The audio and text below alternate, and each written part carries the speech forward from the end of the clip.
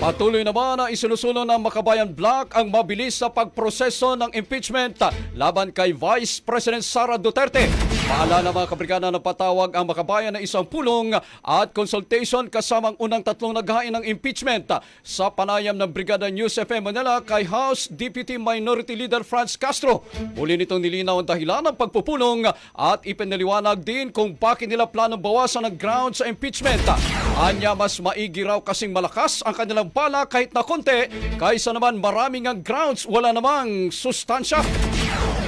Kung makakonsolidate na itong tatlong impeachment complaint kasi meron pa kayo nababalita ang pang-apat, ay mapag-isa namin ang yung mga pagtingin namin doon sa mga grounds. No, mabuting mas simple, mas kaunti yung laman ng impeachment complaint pero malakas.